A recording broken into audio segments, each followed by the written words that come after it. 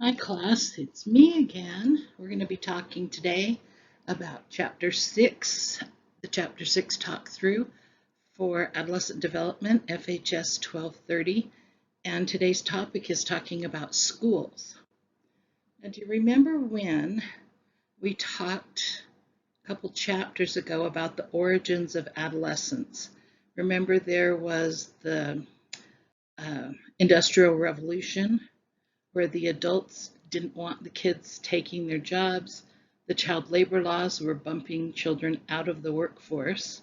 And about that same time, they came up with the concept of adolescence as a separate developmental level. Well, when they did that, they had all these kids with nothing to do and no place to go. And so after a bit, secondary education was created to keep the kids off the street, to have them supervised, and to get training in something or to learn something more. But high school wasn't compulsory or required until the 1920s. Now, I might have told you this before, but we're writing my dad's life history. And he was born in 1932, so he was going to high school in the 40s. And I said, well, wasn't it compulsory? He goes, well, I don't know. We lived out in the country, so we went when we needed to go, and we didn't go when we didn't need to go. And I also remember my children went to Jordan High School, and I also taught there. And at the beginning of the year, they do an assembly talking about the history of the land around there, and it was sugar beet farming. And our school sits on old sugar beet farms. And so they talked to the kids about when they went to school, they would take off 2 to 3 weeks in the fall for harvest. No, fall is harvest, and then 2 to 3 weeks in spring for the planting. And everybody took off, so they just didn't have school on those times. And so I thought that was kind of interesting that it happened in Utah and in Texas, where my dad grew up. So today's adolescents then in secondary ed, they spend more days in school. We have 180 days. They have a certain required number of hours that you have to be in school. Your school day is longer. I don't know by how much or anything, but I know that they expanded the school day hoping that test scores would go up and things like that. They're absent less often, like when you think about the harvest and the planting, and they would have to stay home if, like their mom was sick and they'd have to take care of their younger siblings back then. So we actually are absent less often, and we are more likely nowadays to continue our schooling past 12th grade. So school has changed. Secondary ed has changed through the years. As far as the history, I don't want to go back and do all the history because that's what you get in your 1010 class, your EDU 1010 class. But one thing I did want you to think about is, what did we learn about how important schools are when they were closed for COVID? Remember, we went into lockdown, and then schools kind of did the in and out, and nobody really knew what was going on. I think we learned a lot as a nation of how important schools were. They weren't just places to go to learn, but, places as a babysitter for some people, place to get food, a social community. I mean, there were just so many things that we were just surprised about that I think we had never thought about because our schools had never been closed on such a widespread time period. And in the 1990s, George Bush, let me find where it is, they were concerned that inner city students were not graduating proficient in anything. In other words, they could read, but probably not very well, couldn't do basic math, those types of things. And so the education department with President Bush came up with this idea of no child left behind, where the idea behind it was, regardless of anybody's economic circumstances, you should be academically proficient. So you got to figure out what that means, of course, and it's that you learn certain things at certain grade levels. And when you graduate from high school, you have certain proficiencies. You don't just, go out of high school and can barely read, which was happening sometimes. Um, and the whole idea of No Child Left Behind was a good idea, that no matter where you are in the United States, you would get the same quality education. You would come out of high school with, certain things that you learned. The problem was it it kind of failed, labeled schools as failing schools if they had a lot of students in them that didn't meet proficiency. And if you think about it, it's really hard for someone who's been behind for 7 or 8 years to catch up in 1 year. And so they probably did better, but not as well as the government wanted. And so the school was labeled as a failing school. And the parents took their children out of those failing schools and tried to put them into schools that were successful. And so you ended up with high schools and low schools. And that was kind of not the intent of the No Child Left Behind. They wanted to make sure everybody meets academic proficiency. Remember that one. The problem was people that had low achieving students were not like physically, but other ways pushing those students out of their schools. They would either try to get them to go to other schools or to drop out or just not come anymore so that their test scores were higher and they could get the government money. Incidentally, when No Child Left Behind first came out, the government said, we will give you federal money if you will do this program. And there were 35 states that said, no thanks. We'll just do without the government's money in that area, and we'll just carry on. And you can't have a program with just 15 states. So they said, okay, it's not optional anymore. Everybody will do it. That's kind of how it got started. The problem, again, after the thing was going for a little while, No Child Left Behind, they found that people were kicking kids out and they were placing more emphasis on the tested areas, math and science and reading and English, and I think that was it. And then the other classes that are just as important, like art and music and, your other not quite so stringent academics, were just kind of left on their own. They didn't have to do anything to follow along, but they didn't get money either. And so we think those programs suffered quite a bit. And as we all know, those are equally as important in your education. And let's see. Then after that, they started publishing the test scores to the public, not like which child got what, but by school and by grade level. This is the average of this school. This is the average of that school. And so if you weren't very high, you really looked bad. In fact, there was a saying at that time that was, no child gets ahead, so no child is left behind. And they found that people were lowering their standards of what children need to know so that they could have the higher test scores. So it probably wasn't the greatest success. What came next in education was the Common Core, which we'll talk about another time. But the whole history of education to me is really interesting. It may not be to you, but mostly because I lived it. Let's look at the organization of schools. There's a picture of Jordan High School because I really love that place.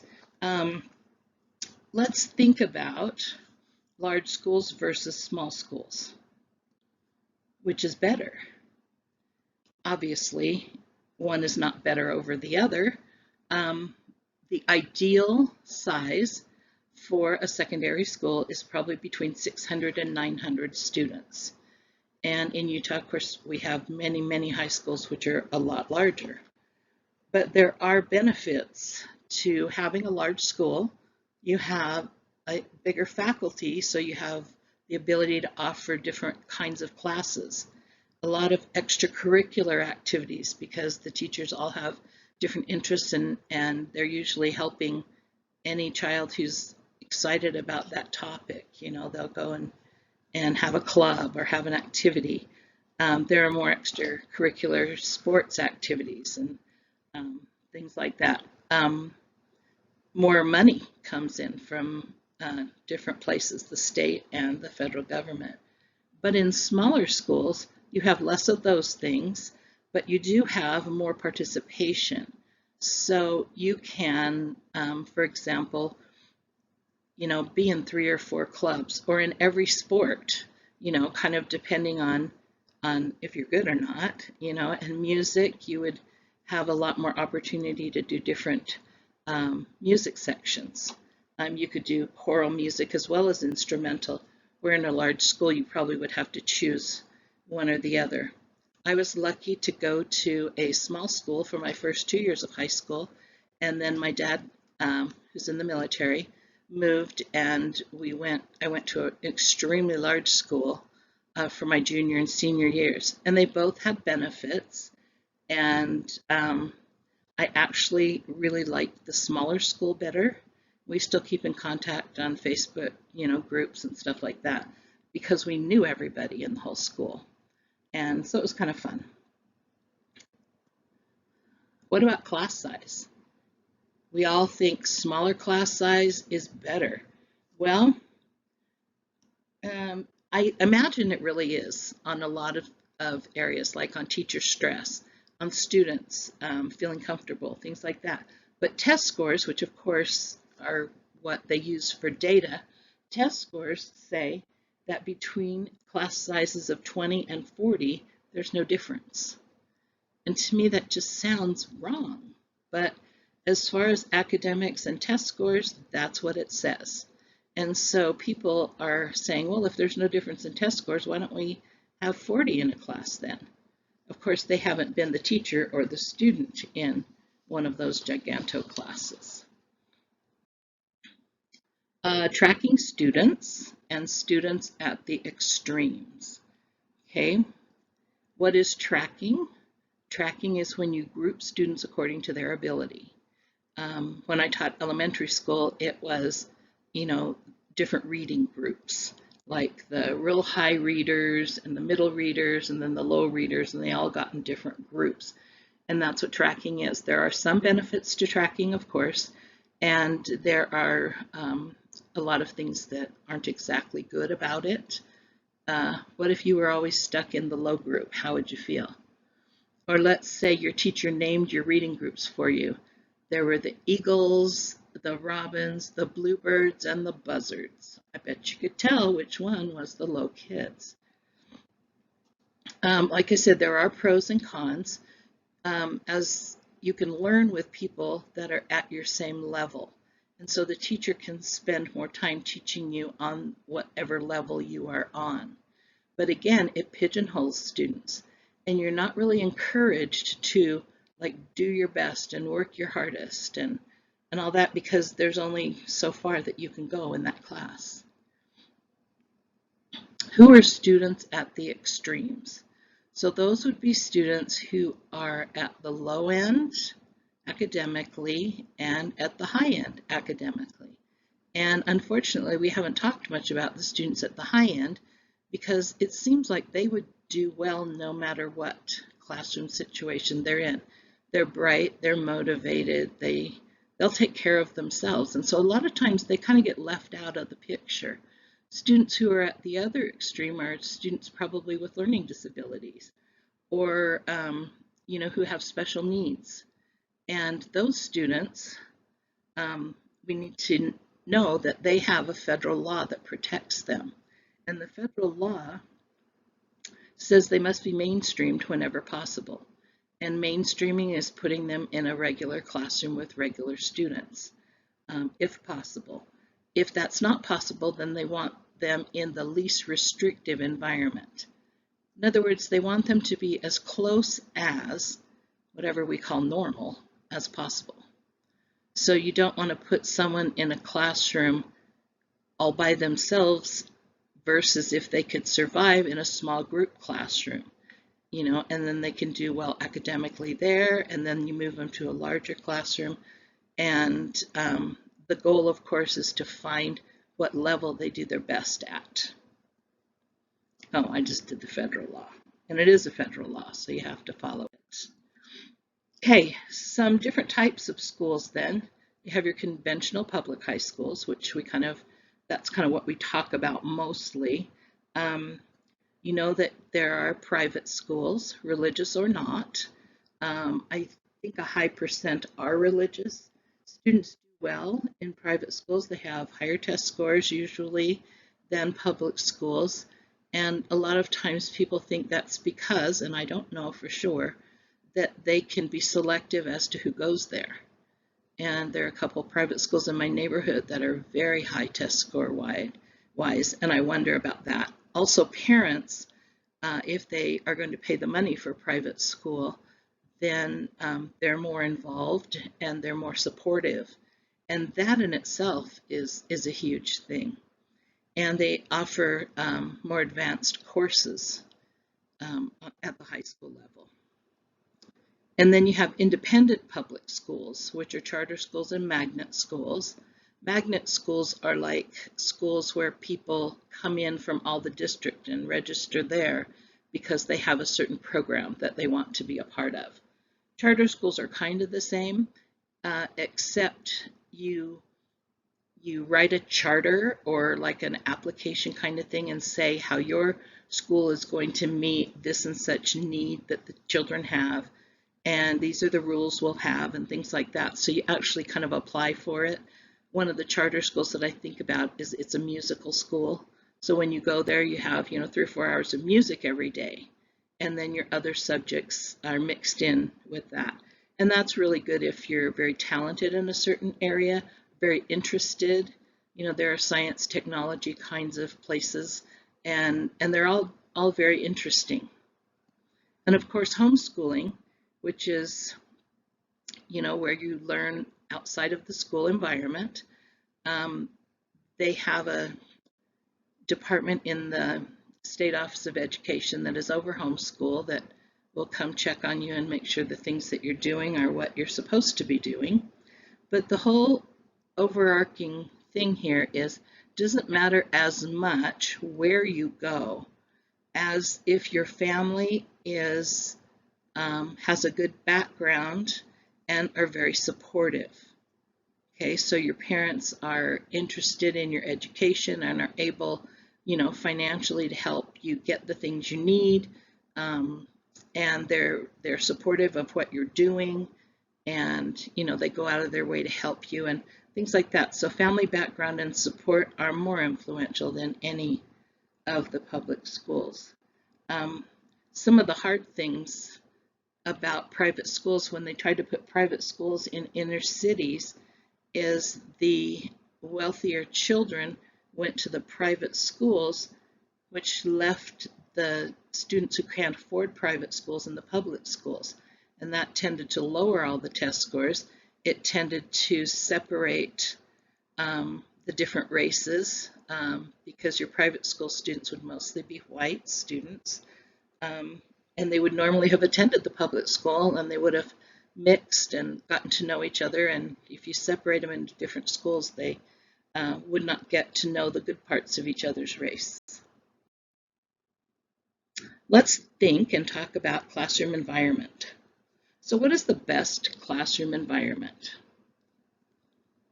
First of all, the whole school has to be more positively inclined. We know you're not positive 24 hours a day, but when you're at school, it should be more of a positive experience than a negative. And classroom climate does matter. Think about the classes where you didn't like the teacher and you didn't like the class and you just had to go. Well, you probably didn't learn as much as to when you really liked the teacher and the subject matter was fun or at least interesting. And, so it really does matter.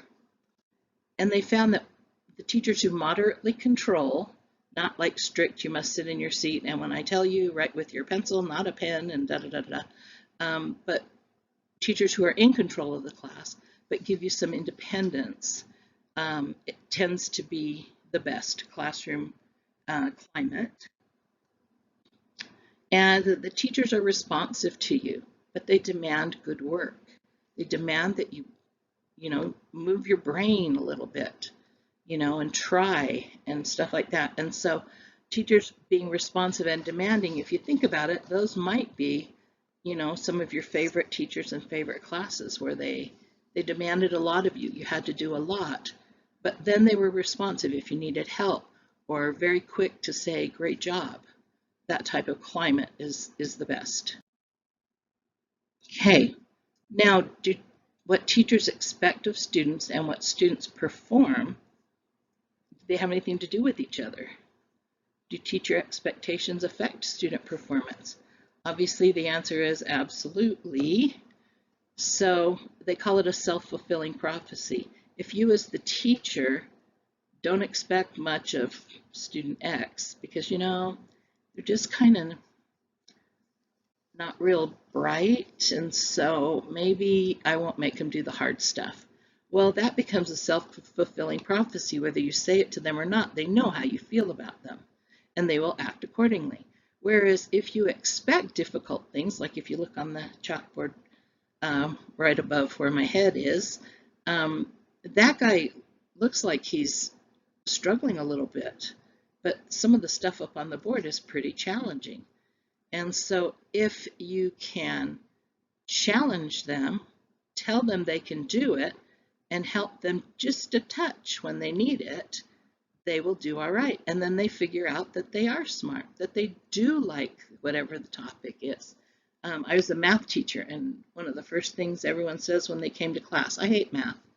I hate it. And I said, well, you might hate it now, but I just don't want you to hate it when we're done.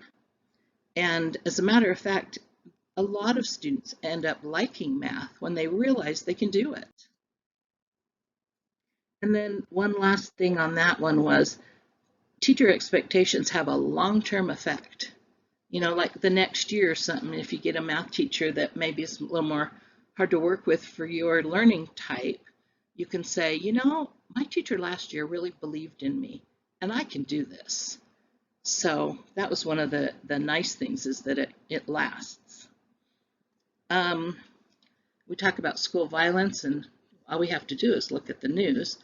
Unfortunately, the news blows everything up a lot and gives a lot of coverage to very scary and traumatic things, but it doesn't affect most of the children in school. In fact, school is a pretty safe place normally.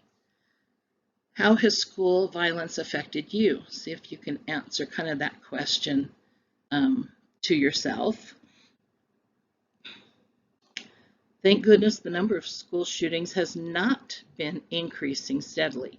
In our minds and according to the media, we've been getting more and more and more of them. But I think they're just getting more coverage, and perhaps they're getting more victims also, which is horrible. The public and the media attention tend to involve white shooters. I never noticed this until I read this in the book, and then I start looking at different things, and it does, which is kind of odd, I think.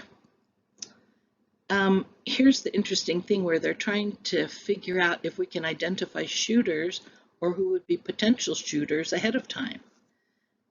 But we know characteristics of people who would be the shooters in general, but you can't say you will and you won't be a shooter, and you won't and you might, and all that. It's just not a possibility, because there's so many other things that come into the the whole picture. What about after high school? Up to 70% of students will go straight to college. More women, and immigrants and non-immigrants both go to college at about the same rate, which I thought was kind of interesting. Now, obviously, when there's not financial aid available, then more women and more immigrants tend not to go because they don't have the income. If you are not college bound, you end up in the whole long run with lower pay, but more than that, less satisfied with your jobs. And some countries start out at the beginning of high school or in junior high and they put you on a track. You're either on a college track or a vocational track, and you can't switch back and forth. So if you had to decide way back in junior high what you were going to do, I guess if you're going to college, you could drop to the non-college track, the vocational track.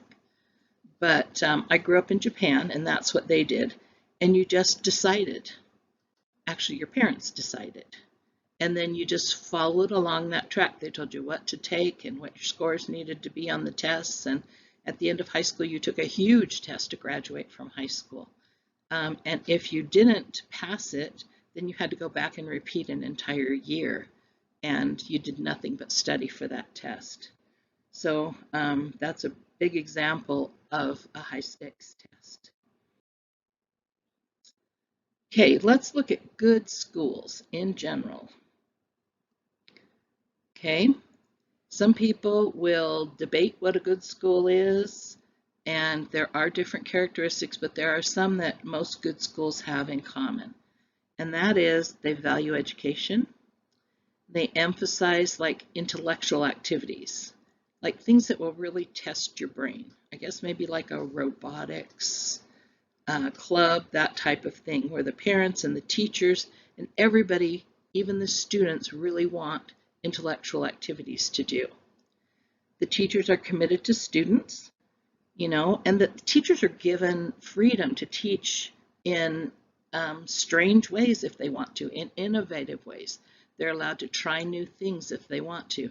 And in a lot of schools, you're not allowed as the teacher. They tell you what to teach and when to teach it. And that's not the best for high schools, okay, where you have busy classrooms.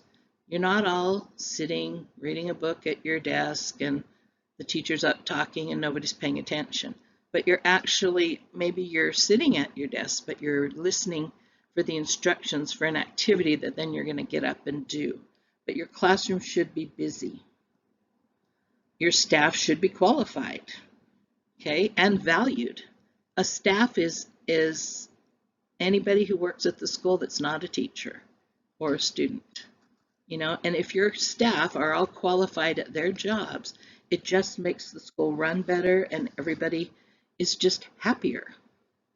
And so these are some of the characteristics of good secondary schools. They're kind of in generalized, but they are very applicable to a lot of schools that are excellent and that students enjoy being at.